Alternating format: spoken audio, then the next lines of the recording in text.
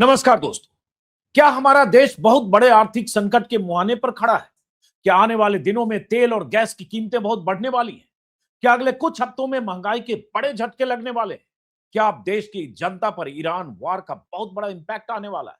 प्रधानमंत्री मोदी ने petrol diesel के उपयोग कम करने, मेट्रो से चलने, पब्लिक ट्रांसपोर्ट का इस्तेमाल करने, वर्क फ्रॉम होम करने, स्कूलों में ऑनलाइन क्लासेज करने, विदेश यात्राएं कम करने और सोना खरीदने से परहेज करने की अपील करके देश के सामने खड़े संकट का संकेत तो दे दिया है। लेकिन क्या इस संकट को पहचानने और उससे जूझने के उपाय करने में भारत सरकार ने बहुत देर कर दी है?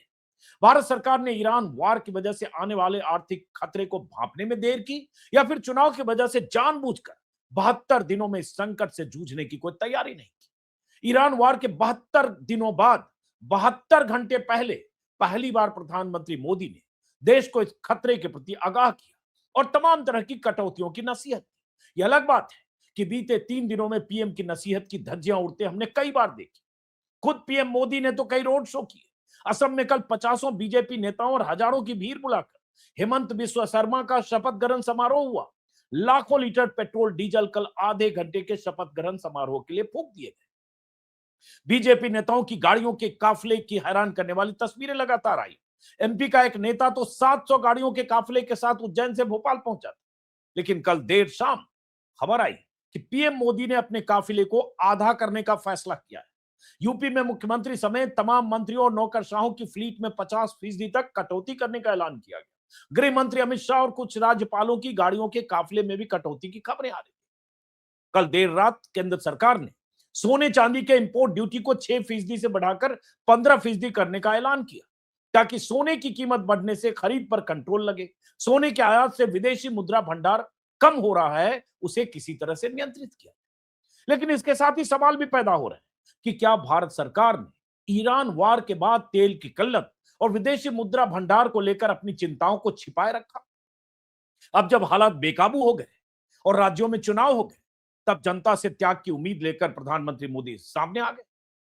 जब दुनिया के 80 से ज्यादा देशों ने वार के शुरुआती हफ्तों में ही ईंधन की कटौती के लिए तमाम तरह के उपाय कर लिए, तो भारत सरकार चुनाव खत्म होने का इंतजार क्यों करती है? कल ही देश के एक बड़े उद्योगपति और कोटक महिंद्रा बैंक के संस्थापक उदय कोटक ने कहा है कि हमें बहुत बुरे और मुश्किल दौर से गुजरने के लिए तैयार रहना चाहिए। हमने अब तक 2 महीनों में युद्ध का असर नहीं देखा है, लेकिन अब शौक आने वाला है। उन्होंने कहा, बहुत बड़ा शौक आने वाला है। रिपीट किया उन्होंने। उदय कोटक ने कहा कि अब तक जनता पर ईरान वार का असर नहीं पड़ा है, क्योंकि तेल कंपनियों ने शॉक ऑब्जर्वर की तरह काम किया। लेकिन अब ईंधन की कीमतों को लेकर बहुत बड़े झटके के लिए तैयार रहना होगा। तो ये पैनिक की स्थिति बीते 3 दिनों में क्यों आई? सरकार ने इसकी तैयारी पहले क्यों नहीं की? और अब ये पैनिक की स्थिति में जिस तरह की खबरें आ रही है, उसका अंजाम क्या होने वाला है? देश की जनता पर अगले कुछ हफ्तों में क्या प्रभाव पड़ने वाला है? गरीब लोग, आम लोग, जिनके लिए 1,500 रुपए भी मायने रखते हैं, जिनके लिए मोटरसाइकिल में तेल भराना, स्कूटी में तेल भराना भी मायने रखता है, उन्हें किस तरह की महंगाई और किस तरह की ईंधन की बढ़ती कीमतों से जूझना पड़ेगा? और ईंधन की कीमतें बढ़ी, विदेशी मुद्रा भंडार कम हुआ, तो उसके खतरे क्या क्या हैं? महंगाई सुरसा की तरह मुंह तो नहीं खोलने वाली है अगले कुछ हफ्तों में, क्योंकि प्रधानमंत्री ने 1 साल की बात की। ऐसे बहुत सारे सवाल हैं। उन सवालों का जवाब तलाशने की कोशिश करेंगे। हमारे साथ एक खास मेहमान है, यशवंत सिन्हा साहब। यशवंत सिन्हा साहब भारत सरकार में वित्त मंत्री रहे, अटल बिहारी वाजपेयी की सरकार में विदेश मंत्री रहे, और उसके पहले दशकों पहले चंद्रशेखर की सरकार में भी वित्त मंत्री रहे। कई बार सांसद रहे दोनों सदनों के। तो आर्थिक मामले, साथ में सरकार की नीतियां, कुछ नाकामियां और आने वाले खतरे, इन सब पर बात करेंगे। बहुत बहुत स्वागत है। नमस्कार यशवंत सिन्हा साहब। पहला सवाल तो सर यही है जो सामने स्क्रीन पर लिखा है, क्या देश बहुत बड़े संकट में फंसने वाला है? जिस तरह की बातें हो रही है और जिस तरह की बातें मैंने भूमिका में कही, और अचानक प्रधानमंत्री मोदी और उनकी सरकार जो प्रोएक्टिव होने और जनता से त्याग की उम्मीद में तरह तरह की नसीहतें जो आ रही। बहुत धन्यवाद अंजुम जी, आपने मुझे अपने कार्यक्रम में शामिल किया। जहां तक विषय का सवाल है, मैं इस बात से अपनी बात शुरू करूंगा कि देश के सामने एक बहुत बड़ा आर्थिक संकट आने वाला है। ये उसी दिन स्पष्ट हो गया था 28 फरवरी को, जब अमेरिका युद्ध में कूदा और अमेरिका और इजराइल ने मिलकर ईरान के ऊपर आक्रमण किया। तो ये संकट जो है वो बिल्कुल, उसका जो परिणाम होने वाला था वो बिल्कुल स्पष्ट हो गया। और इसलिए भारत के लिए और भी ज्यादा स्पष्ट इसलिए हो गया कि भारत ने इस प्रकार की परिस्थिति का मुकाबला पहले भी किया है। आपको याद होगा 1991 में इराक का युद्ध हुआ, अमेरिका उसमें कूद पड़ा था। उसके बाद 2003 में फिर ये युद्ध हुआ, फिर संकट आया देश के सामने। और अगर मोदी जी और सरकार में बैठे लोग सचमुच में गंभीर होते ना, तो पहला काम वो ये करते कि वो वित्त मंत्रालय की फाइलों को खंगालते और उससे ये जानने की कोशिश करते कि पूर्व में न केवल तेल का संकट, बल्कि वो आर्थिक संकट जबकि हमने परमाणु परीक्षण किया और हमारे ऊपर दुनिया के देशों ने प्रतिबंध लगा दिया था, आपको याद होगा, वो भी एक बड़ा भारी संकट था। तो उन सब संकटों से निपटने के लिए सरकार ने क्या उपाय किए और उसके बाद उसमें और कुछ नया जोड़कर इसकी तैयारी करनी शुरू कर देनी चाहिए थी। मोदी जी ने जो घोषणा की है वो एक लगता है कि स्कूल टीचर बनकर वो देश को संदेश दे रहे हैं। उस संदेश का खुद पालन नहीं कर रहे हैं, ये आपने बता दिया।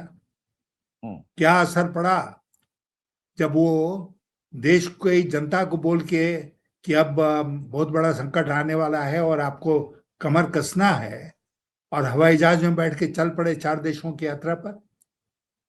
तो देश में इसका मजाक ही उड़ा ना। और उसके बाद उनके मंत्रियों का, नेताओं का जो चरित्र रहा, जो व्यवहार रहा, तो इसलिए जनता आज के दिन यही कह रही है कि भाई कमर कसना हमारे लिए और मौज मस्ती तुम्हारे लिए, ये कहाँ का न्याय है। लेकिन इसका दूसरा पक्ष ये है कि वो मौज मस्ती करे ना करे, सवाल ये है कि देश के ऊपर एक बहुत बड़ा संकट आने वाला है जिसकी ओर सरकार ने कोई ध्यान नहीं दिया। पूरा मार्च बीत गया, पूरा अप्रैल बीत गया, मई के कई दिन बीत गए, जैसा आप कह रहे हैं 72 दिन। और उसके बाद इन दिनों में उन लोगों ने कोई उदाहरण सेट नहीं किया, जनता को आगाह नहीं किया। क्यों? क्योंकि चुनाव हो रहा था। चुनाव जीतना सबसे बड़ा उद्देश्य है इस सरकार का, इस पार्टी का। तो हम चुनाव में फंसे रहे, किसी ने कोई मितव्ययिता नहीं की, आज भी नहीं कर रहे हैं। और जब तक सरकार इसका उदाहरण नहीं सेट करेगी तब तक जनता इसको स्वीकार नहीं करेगी। मोदी जी कोई लाल बहादुर शास्त्री नहीं है। मोदी जी जिस तरह की पोशाक पहनते हैं और जो चश्मा पहनते हैं, पॉकेट में जो पेन रखते हैं, क्या दुनिया देश की जनता नहीं जानती है को कहाँ के बने हुए हैं और कितना खर्च उस पर होता होगा। तो वो कोई लाल बहादुर शास्त्री नहीं है कि लाल बहादुर शास्त्री ने कहा कि भाई एक शाम का भोजन छोड़ दो, तो लोगों ने एक शाम का भोजन छोड़ दिया था। उसके पहले भी प्रधानमंत्री हुए हैं जिन्होंने अपील की, तो जनता ने उसको गंभीरता से लिया। लेकिन मुझे अफसोस है ये कहते हुए कि इस बार प्रधानमंत्री ने बातें तो बहुत अच्छी अच्छी करी, ये बात उनको करनी चाहिए थी मार्च के प्रथम सप्ताह में, लेकिन नहीं किया क्योंकि चुनाव था। और अब किया, लेकिन उदाहरण उसका सेट नहीं किया, बल्कि अपना आचरण ठीक उसके विपरीत किया। और कहाँ गए, कहाँ की यात्रा पर गए? वो जा रहे हैं फिनलैंड, वो जा रहे हैं नॉर्वे, वो जा रहे हैं हॉलैंड, और वो रास्ते में इटली रुकते हुए आएंगे। अब ये तीनों देश जो है उत्तर यूरोप के देश है, गर्मी में बहुत अच्छा ठंडा रहता है यहाँ पर, तो बढ़िया है, घूम घाम के आए। प्रधानमंत्री इटली की हैं, उनसे मिल लेंगे, बहुत अच्छा लगेगा उनको, तो घूम के आइए। अब क्या है, जो हमको भुगतना है, देश की जनता को भुगतना है, भुगतेगी। सरकार से हम कोई उम्मीद नहीं रखे। हम्म। लेकिन ये बताइए सिन्हा साहब, प्रधानमंत्री तो कहेंगे देखिए हम कितने चिंतित हैं, हमने जनता से जैसे 72 घंटे पहले अपील की प्रधानमंत्री मोदी ने हैदराबाद में कि हमारे यहाँ तेल के कुएं नहीं हैं, पेट्रोल डीजल बचाओ, 1 साल सोना मत खरीदो, विदेश यात्राएं मत करो, स्कूल की ऑनलाइन क्लासेज करो। तो उन्होंने जनता को से त्याग की अपील कर दी है कि 140 करोड़ जनता है, वो अब त्याग करे, वो मेट्रो से चले, वो बस से चले, वो इस मई जून की गर्मी में सार्वजनिक परिवहन से चले, कारों को गैराज में लगा दे और उसके बाद वो त्याग करे। मोदी जी का काफिला, जैसा कि आपने कहा, हम तो तस्वीरें में लगातार दिखाई, क्योंकि हैदराबाद में भाषण के बाद उनका रोड शो, जामनगर में उनका रोड शो, कल उसका जिक्र किया कि असम में कितने तामझाम के साथ कितने प्राइवेट जेट उतरे होंगे, प्रधानमंत्री मोदी का बड़ा विमान उतरा होगा और सैकड़ों गाड़ियां नहीं, हजारों गाड़ियां कल उन लोगों को ढोने में लगी होगी जिसमें लाखों लोग थे। लेकिन अब उन्होंने कह दिया, जनता की जिम्मेदारी तय कर दी। तो मैं आपसे समझना चाहूंगा, एक वित्त मंत्री के तौर पर रहे हैं आप वाजपेयी सरकार में 2002 से 2004, और उसके पहले जिस दौर का आपने जिक्र किया 91, उस दौर के भी आप चश्मदीद रहे। तो अब मैं उस खतरे को भांपना चाहता हूं आपके जरिए, जिस खतरे को भारत सरकार ने छिपा रखा है और वो आने वाले दिनों, जैसे उदय कोटक मैंने इसलिए जिक्र किया सर, क्योंकि एक कारोबारी आदमी अगर ये बोल रहा है कि बहुत बड़ा शौक आने वाला है, बहुत बड़ा शौक, और इस शौक के लिए तैयार रहिए, तो इसका मतलब अभी तक जो छिपाया गया चुनाव की वजह से, अब वो खतरा आने वाला है। तो क्या हो सकता है? देखिए, उदय कोटक ने बिल्कुल सही कहा, और जो भी जानकार लोग हैं वो इस बात को जानते थे कि बहुत बड़ा संकट आने वाला है। और ये जो युद्ध है, अभी तो खैर एक प्रकार का युद्ध विराम है, लेकिन अस्थिर स्थिति है, और और खतरा बना हुआ है। लेकिन सबसे बड़ी बात इसमें जो है वो ये है कि हम 80% से भी ज्यादा कच्चे तेल का आयात करते हैं, ये सर्वविदित है। मोदी ने ठीक कहा कि हमारे देश में तेल के कुएं नहीं है, बहुत सारे देशों में भी नहीं है, हमारे यहाँ भी नहीं है।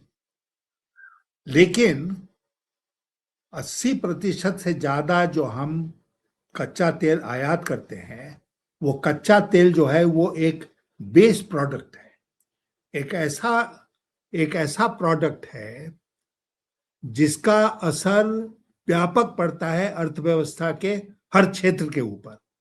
क्योंकि जो तेल रिफाइन होता है वो केवल हवाई जहाज और मोटर और ये चलाने में, मोटरसाइकिल चलाने में नहीं खर्च होता है, उसका ज्यादा खर्च होता है इंडस्ट्री में, उद्योग धंधे में। और उस तेल की कीमत बढ़ जाती है दो कारणों के चलते, आपको याद रखना पड़ेगा। एक तो कच्चे तेल की कीमत ऐसे ही अंतर्राष्ट्रीय बाजार में $60 प्रति बैरल होती थी, तो अभी 110, 115, कभी $120 तक पहुंच गई।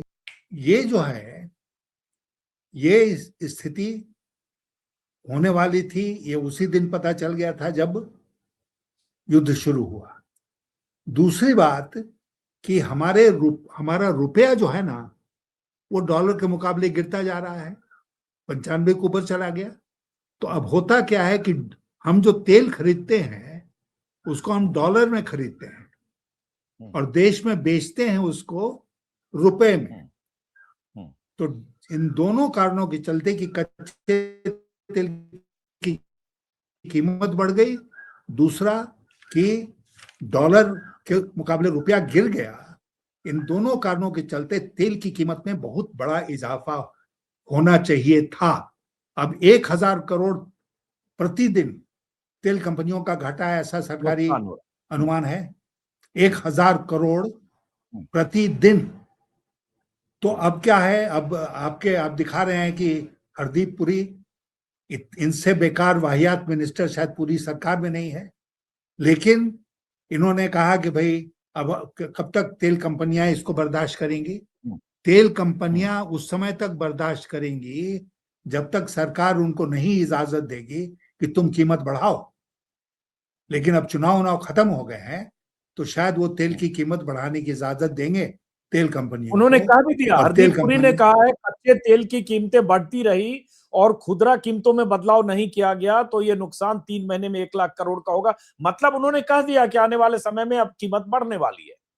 अब ये जनता पर लोड ट्रांसफर होगा। और एक बात आपने सही की, मैं सिर्फ इतना कह रहा हूं कि अगर प्रधानमंत्री मोदी 72वें दिन कहते हैं कि हमारे यहाँ तेल के कुएं नहीं है, तो भाई ये 28 फरवरी को भी पता था तेल के कुएं नहीं है। वो 1 मार्च, 2 मार्च, 10 मार्च, 20 मार्च, 5 अप्रैल, 10 अप्रैल, हर समय पता था कि तेल के कुएं नहीं है। हर समय पता था कि आप 80-85% तेल इंपोर्ट करते हैं। हर समय पता था कि तेल की कीमतें अगर 110, 105 बैरल जा रही और बढ़ेगी तो आपका विदेशी मुद्रा भंडार, डॉलर, रुपए सब पर इंपैक्ट होगा, ये पता था। सवाल उठता है जो आपने कहा चुनाव तक, यही हम लोग मान रहे हैं कि चुनाव तक ये उनकी फितरत है सर। चुनाव जब खत्म हुआ, नतीजे आ गए, अगले दिन से बयान है और उसके बाद प्रवचन आए। अब सिर्फ मैं एक जानकारी के लिए जनता को कि आईईए इंटरनेशनल एनर्जी एजेंसी ने 82 देशों की एक लिस्ट जारी की। वो लिस्ट मेरे पास है, जिन देशों ने क्या क्या किया पहले हफ्ते में और दूसरे तीसरे हफ्ते में। 25 देशों ने तेल की राशनिंग और स्पीड लिमिट कम कर दी। उसके अलावा अलग अलग देशों की जो मुहिम चली, जिसमें कुछ देशों ने कर दिया, टोटल 82 देश ईंधन की सेविंग की। कुछ देशों ने कर दिया कि जो ऑनलाइन क्लासेस शुरू किए।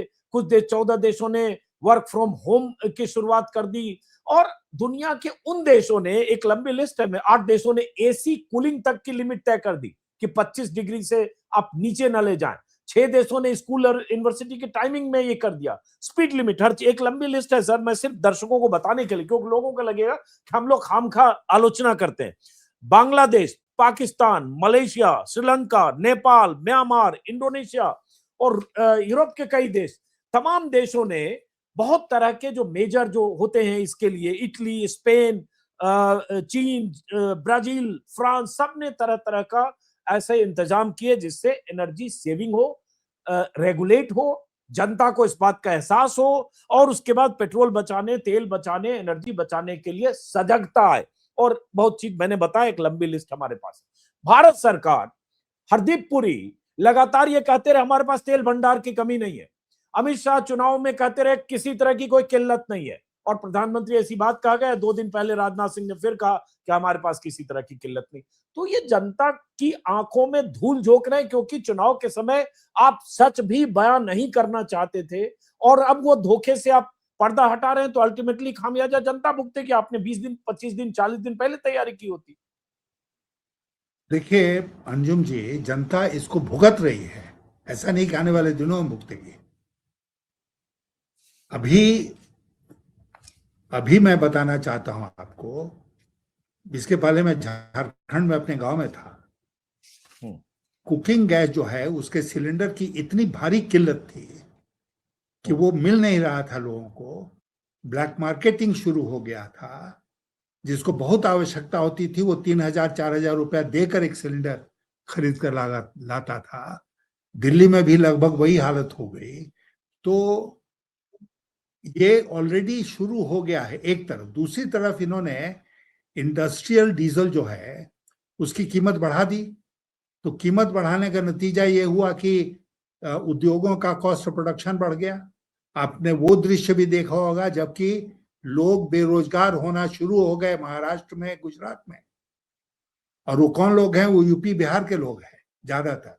अब वो वापस लौटने के लिए उसी तरह मजबूर हुए जिस तरह कोविड में हुए थे।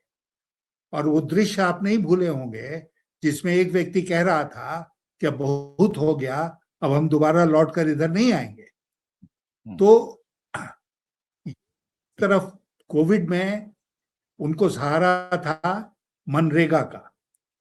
अब मनरेगा को इन्होंने तहस नहस कर दिया। उसको कौन जी राम जी करके लाए हैं एक नया, जो कि कह रहे हैं कि 1 जुलाई से लागू होगा।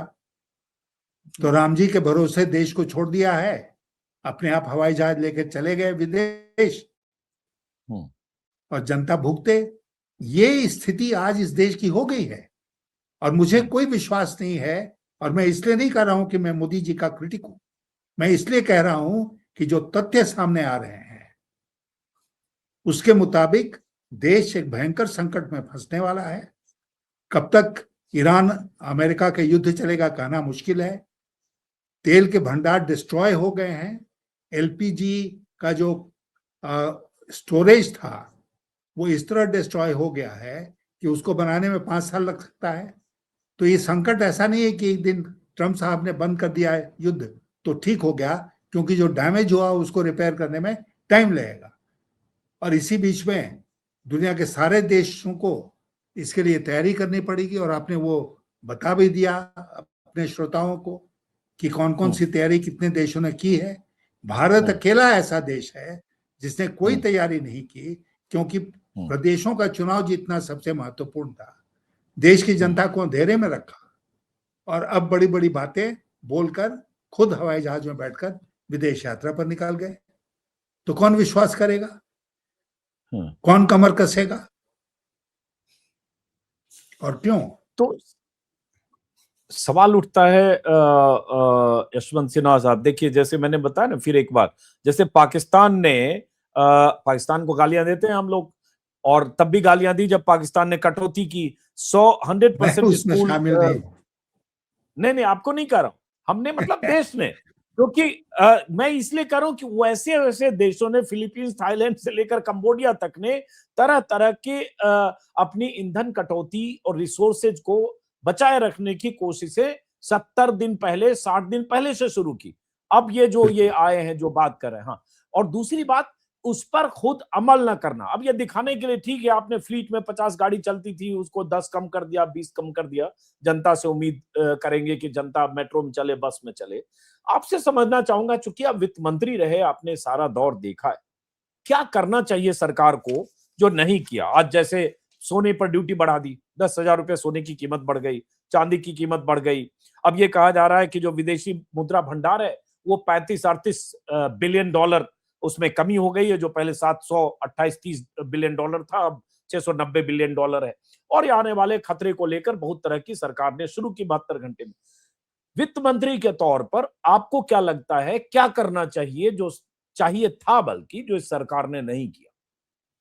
और देखिए, सबसे पहले तो वित्त मंत्रालय को, जैसा मैंने कहा, पुरानी फाइलों को निकालना चाहिए था कि 91 में क्या हुआ था, 98 में क्या हुआ था, जब संकट जो है वो बराबर तेल के नहीं थे।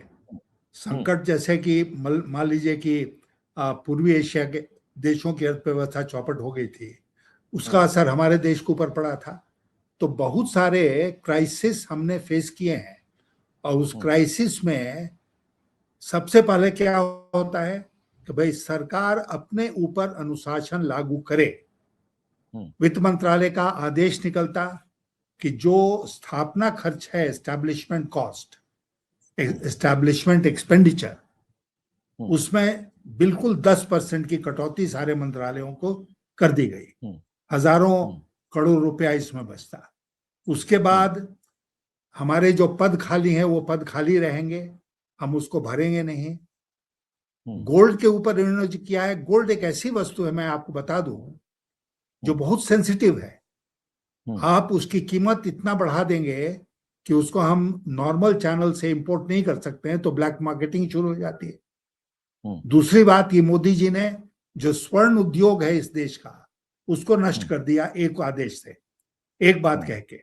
हजारों लाखों स्वर्णकार जो हैं, काम करने वाले हैं इस देश में, वो बेरोजगार हो रहे हैं, हो जाएंगे इसके चलते। तो उनको सोचना चाहिए था कि क्या असर पड़ेगा।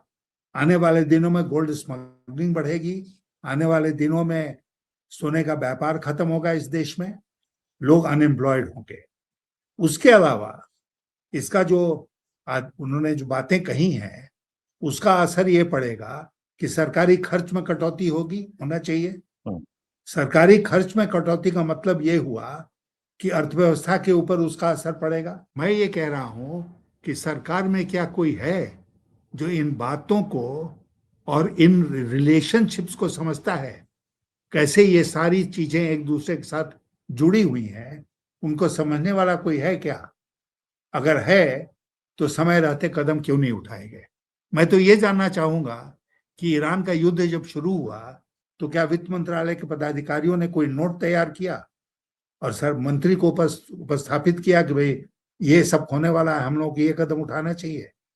और अगर नहीं किया तो इसका मतलब कि सरकारी पदाधिकारियों की या तो भूल थी, या सरकार का पॉलिटिकल लेवल पर इंस्ट्रक्शन था कि ऐसा मत करो।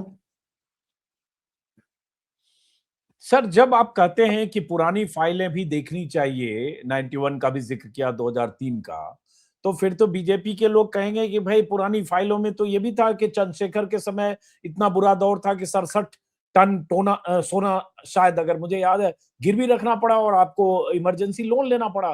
तो वो बड़ी फजीहत का दौर था, आज भी इतिहास में दर्ज है। तो लोग कहेंगे कि उससे हम क्या सबक लें? उससे हम यही सबक लें कि देश ने देखिए, उस समय जो संकट था, मैं ही था उस समय ना। जी। उस समय सबसे बड़ा संकट ये था कि जो विदेशी लोन हमने लिया हुआ है, जिसमें कि एक कंपोनेंट होता है जिसको कहते हैं short term loan. Short term loan का मतलब हुआ 30 दिन की मियाद, 60 दिन की मियाद, 120 दिन की मियाद। ये जो था, ये बहुत एक बड़ा पार्ट था हमारे ओवरऑल लोन किटी का। और उसमें अगर हमने पेमेंट में डिले किया होता, जब ड्यू डेट है उसमें पेमेंट नहीं किया होता ना किसी कारण, तो भारत देश की वो भद्द अंतर्राष्ट्रीय स्तर पर, जिसकी आज के दिन जो क्रिटिक हैं वो कल्पना भी नहीं कर सकते हैं।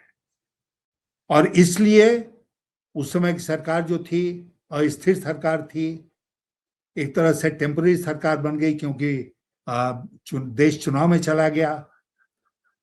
उस समय इस संकट से निपटने के लिए हमारे पास औजार बहुत कम थे, और हम दूसरे देशों को और आईएमएफ और वर्ल्ड बैंक को ये जाके नहीं कह सकते थे कि हम कुछ नहीं करेंगे, तुम सब कुछ करो। उनका भी दबाव था कि भाई हम करेंगे लेकिन तुम करो। हमारे पास क्या था, हम रिजर्व बैंक का सोना हमने नहीं गिरवे रखा। हमने वो जो स्मगलिंग वाला सोना होता है, जो स्टेट बैंक के पास था, लगभग 25 टन, उसको हमने गिरवी रखा बैंक ऑफ इंग्लैंड के साथ। और फिर जब देश की स्थिति सुधरी तो वो सब सोना वापिस आ गया। मनमोहन सिंह जब प्रधानमंत्री बने तो उन्होंने तो, स्थिति ऐसी थी कि उनको जो रिजर्व बैंक का सोना था 48 टन, उसको गिरवी रखना पड़ा था। तो एक संकट का समय था जिससे उबरने के लिए हमने ये उपाय उठाए। तो अब जो लोग समझते नहीं है चीजों को, वो कुछ भी कहें, लेकिन मैं तो ये कह रहा हूं कि आप छोड़ दीजिए उन सरकारों की बात। आप कम से कम वाजपेयी जी की सरकार से तो आप सबक सीखिए। वाजपेयी जी की सरकार में क्या हुआ था, शुरू में ही आप जानते हैं कि परमाणु परीक्षण हो गए, और परमाणु परीक्षण के बाद दुनिया के सारे ताकतवर देशों ने हमारे ऊपर प्रतिबंध लगाया कि नहीं। आज तो हमारे ऊपर कोई प्रतिबंध नहीं है, उस समय प्रतिबंध लगा, उसका मुकाबला किया देश ने। उससे सबक सीखिए आप।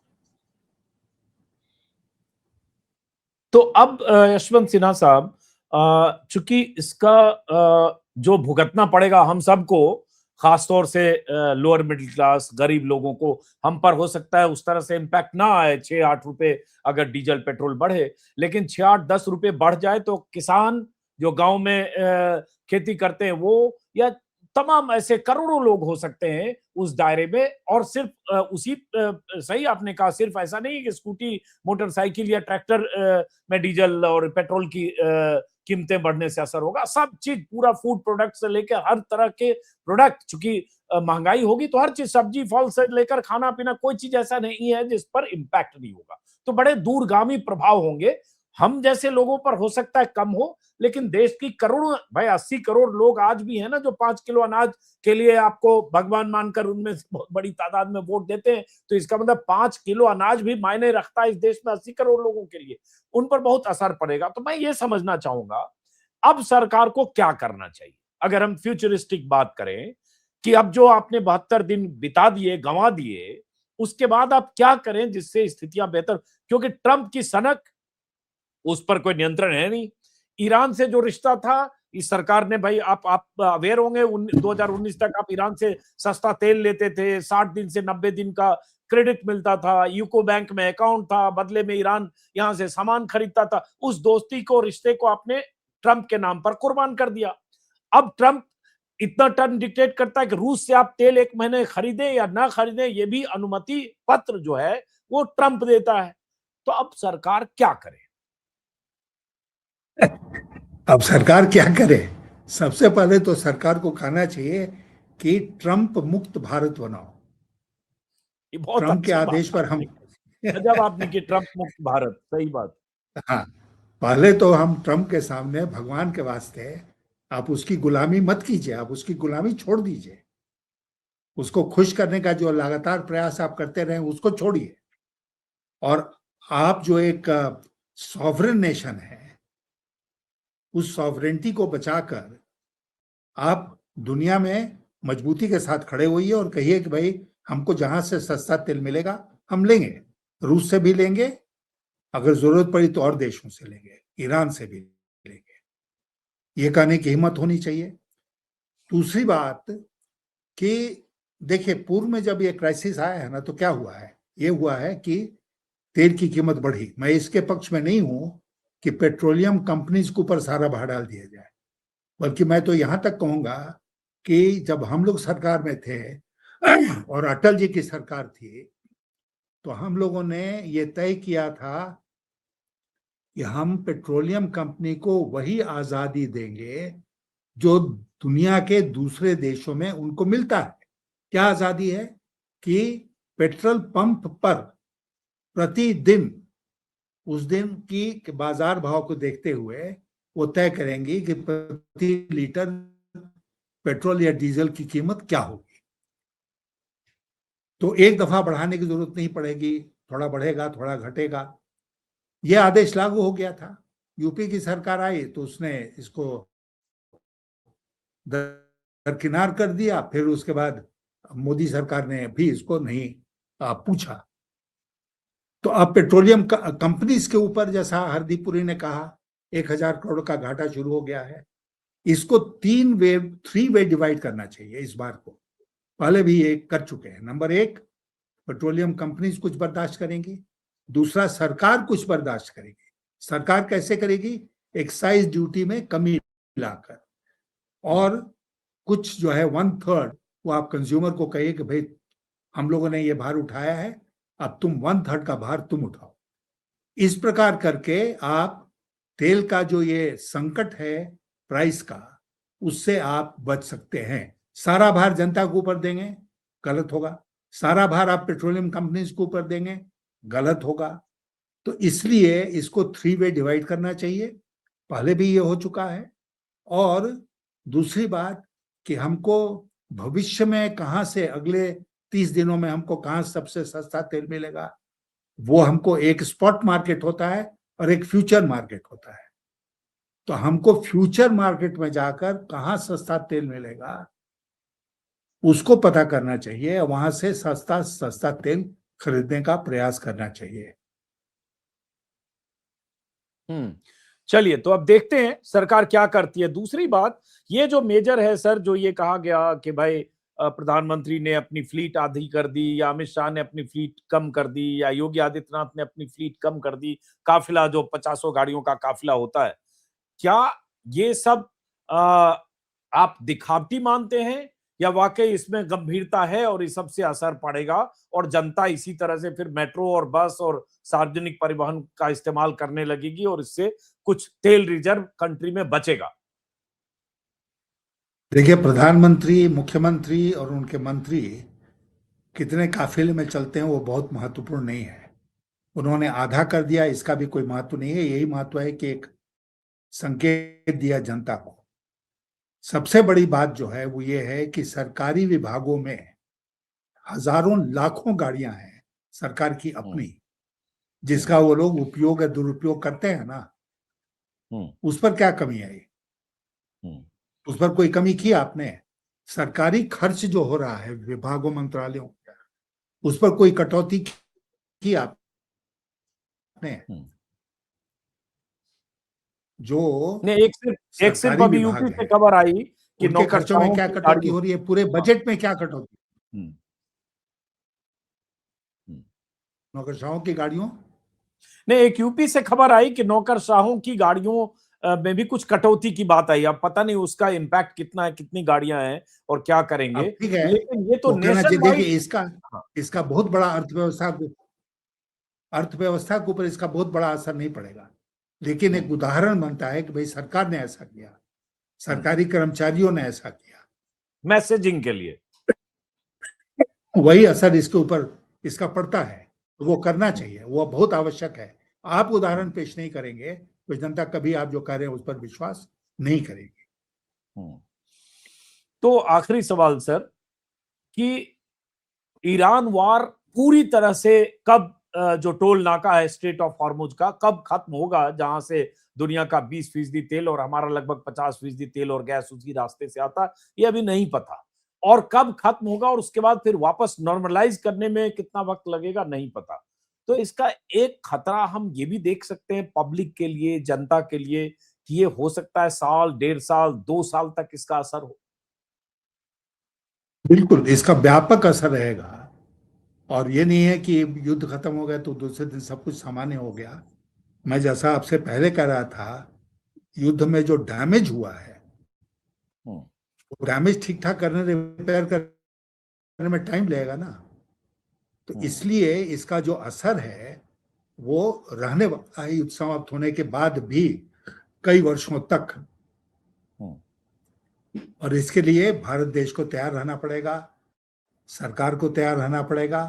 क्या तैयारी करते हैं ये लोग मुझे नहीं पता, लेकिन पूर्व में बहुत सारे उदाहरण है जब सरकारों ने इस तरह की स्थिति, गंभीर स्थिति को फेस किया है और सक्सेसफुली, सफलतापूर्वक फेस किया है। चलिए, बहुत बहुत शुक्रिया यशवंत सिन्हा साहब, बहुत बहुत शुक्रिया। हम उम्मीद करते हैं कि स्थितियां बेहतर हो, उम्मीद करते हैं कि जो जंग अभी सीज फायर की स्थिति में है, सस्पेंडेड एनिमेशन में, वो पूरी तरह से खत्म हो, ताकि हालात बेहतर हो। जैसा कि मैंने कहा कि अगर तेल की कीमतें बढ़ती है, गैस की किल्लत होती है, सोना को लेकर प्रधानमंत्री ने कही दिया, तो उसका असर देश में 80, 90, 75 करोड़ लोगों पर बुरी तरह से बुरा असर होगा। हम उम्मीद करते हैं वैसी नौबत ना आए। फिलहाल बहुत बहुत शुक्रिया यशवंत सिन्हा साहब, हमसे बात करने के लिए। नमस्कार।